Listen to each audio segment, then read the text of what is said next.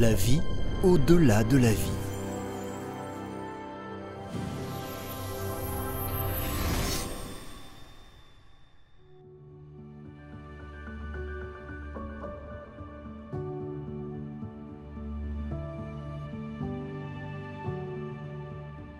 Alors, vous vous habituez ici, jeune homme?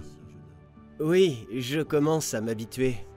Reste à savoir pourquoi le monde terrestre a été créé aussi compliqué. Ne serait-il pas préférable que Dieu fasse de nous des anges directement? Les anges, contrairement aux humains, sont limités dans leur expérience. Ils ne comprennent ni le mal, ni les mensonges, ni le désir, ni la tristesse, ni l'espoir, ni la froideur, ni la faim, ni la satiété, ni la colère, ni le ressentiment, ni la passion, ni l'attachement, ni de nombreux autres aspects négatifs et positifs de la vie terrestre.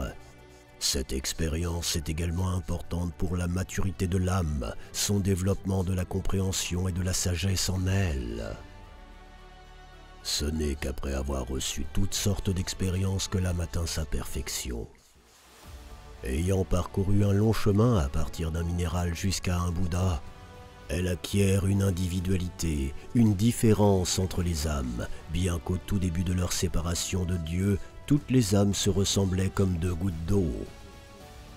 Et à la fin de leur vie terrestre, elles deviennent toutes différentes, chacune avec leur propre expérience et mémoire de toute leur vie antérieure. Bien qu'elles atteignent Dieu, quelle différence, quelle singularité de Christ, de Bouddha, de Mahavira, de Krishna, de Mohamed et de Lao Tse. Et pourtant, comme le monde est injuste, j'ai été tué par des bandits et j'ai fini ici. Je suis heureux. Je suis immensément heureux. Pourquoi ont-ils été punis et emprisonnés pendant de nombreuses années? Oui, frère Bogumil. Le drame de la vie terrestre est basé sur l'ignorance, l'incompréhension et l'aveuglement complet des gens, car s'ils avaient l'omniscience, ce drame deviendrait impossible. Tout le jeu de la vie terrestre se ressent dans le fait que l'homme ne sait rien, ni de son passé, ni du futur. Une âme de quelqu'un d'autre lui paraît sombre, mais surtout il ne se connaît pas lui-même. C'est la base de son aveuglement et de toutes ses souffrances. Après tout, il pourrait bien se connaître pleinement. Cela commence par l'auto-observation, la contemplation, par un regard impartial et détaché sur toutes ses pensées, les sentiments et les sensations. C'est alors qu'il s'éveille et se transforme en Bouddha. L'homme est l'acteur et spectateur du drame de la vie, mais il ne le réalise pas, c'est cela son problème. Mais le drame de la vie ne passe pas en vain. Tout ce qui a été joué reste à jamais.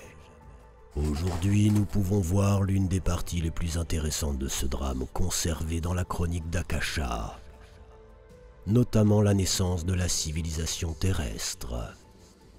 Asseyons-nous en cercle, joignons-nous les mains et accordons-nous avec le temps du début de la civilisation de l'Atlantide.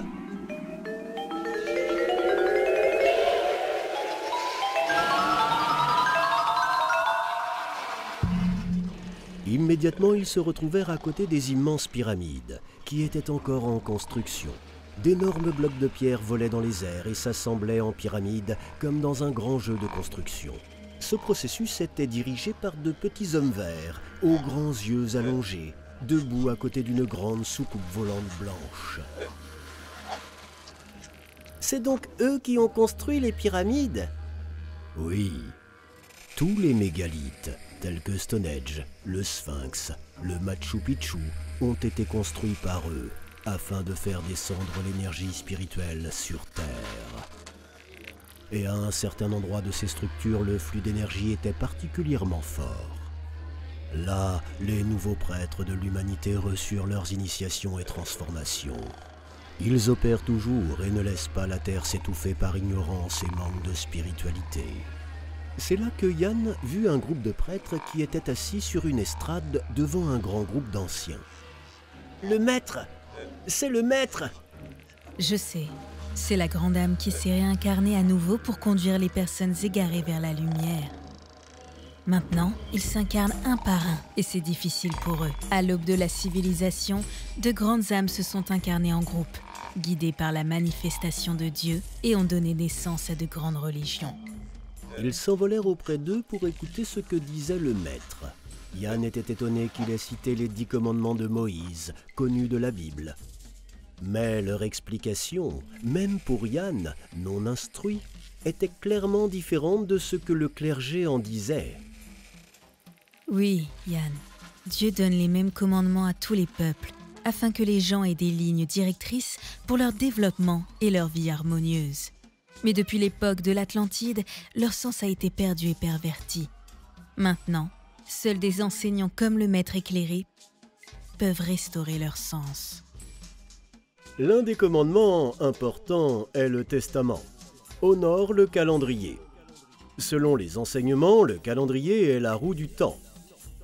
Le temps est aussi le mouvement de la Terre par rapport au Soleil, et tout autre mouvement est le temps. Mais le temps n'est pas uniforme, puisqu'il inclut aussi le mouvement des planètes, ainsi que la position des étoiles par rapport à la Terre. Il y a un temps de création et de destruction, d'action et d'inaction, coulant vite et traînant lentement, du temps pour chaque cas. Et chacun de vous doit savoir quel moment viendra pour vous et pour nous tous sur Terre. Laissez vos enfants apprendre l'astrologie dès leur plus jeune âge. Nos frères venus des profondeurs de la galaxie construisent des observatoires pour calculer avec précision et connaître tous les secrets du temps et son influence sur toute la Terre. Yann se souvint de Stonehenge et d'autres structures anciennes qui servaient d'observatoire. Il ne comprenait pas alors à quoi ils pouvaient bien servir aux barbares ignorants. Mais maintenant il a vu que les anciens étaient plus spirituels et savants dans de nombreuses choses que les gens modernes. Oui, à cette époque, les dieux vivaient sur Terre. De nos jours, la civilisation humaine se dégrade de plus en plus spirituellement. Malgré le développement de la technologie, les gens se préparent à un grand suicide. Il devient de plus en plus difficile de trouver de vraies écoles parmi la foule des faux prophètes et des prêtres qui ont depuis longtemps troqué Dieu contre un ragoût de lentilles. Après avoir visité les chroniques akashiques, Yann et Saphir ont longtemps interrogé 4 jours sur la naissance, le choix et le sens de la vie. Seuls ceux qui ont atteint la pleine conscience peuvent choisir de renaître. Et même alors, ils sont guidés par la volonté de Dieu. Ainsi, même s'ils peuvent agir autrement, ils exercent toujours selon le souhait de Dieu. Si une personne ordinaire pouvait choisir, alors probablement elle choisirait soit une vie riche, profitable, du moins comme celle d'un voyageur, ou spirituelle, afin de se développer pour ne pas tomber dans le purgatoire, ne pas s'incarner dans de mauvaises conditions où elle vivrait sans raison. Mais, comme nous pouvons le voir, la plupart des gens vivent une vie absolument vide et dénuée de sens. Il est peu probable que quelqu'un ait choisi cela. Il s'avère qu'ils n'ont pas fait le choix de la même manière qu'ils ne le font dans cette vie. Un tel choix pourrait être fait soit par des animaux qui ne savent rien de la vie humaine, soit par de parfaits ignorants qui choisissent de s'incarner uniquement parce que, quelque part, il y aura leurs parents ou d'autres raisons similaires, malgré la futilité de cela. Mais alors ce choix et cette vie n'auraient aucun sens. Si Dieu le fait pour nous, alors il donne exactement la leçon nécessaire au développement, même s'il s'agit de la vie d'un oligophrène. Cela signifie qu'il avait besoin d'une telle expérience, car une expérience négative est aussi une expérience, et peut-être même plus importante qu'une expérience positive. Si, cependant, l'incarnation n'est expliquée que par la loi du karma et non par la volonté de Dieu, alors pour la plupart des gens, la vie n'aurait aucun sens. Soit ils souffriraient, soit ils apprécieraient, mais il n'y aurait pas de but ni de leçon nécessaire pour l'avancement ultérieur de l'expérience. Car la loi du karma est aveugle et l'homme tournerait simplement en rond dans le même cercle.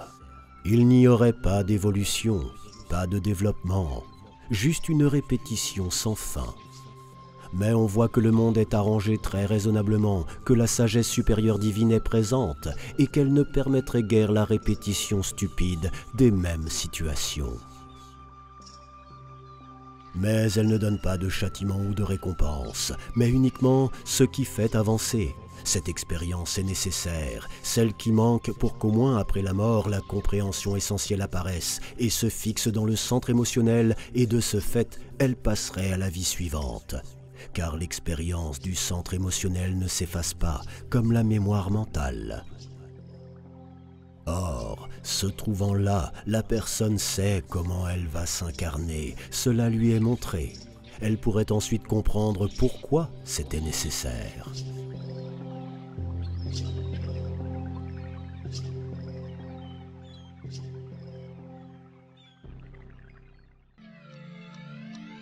Le dessin animé est basé sur le livre « La vie au-delà de la vie ».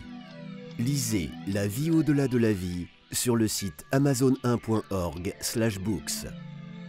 Recevez d'autres pratiques intéressantes, des connaissances spirituelles et des cadeaux sur les sites web de nos partenaires. Vous trouverez les détails dans la description.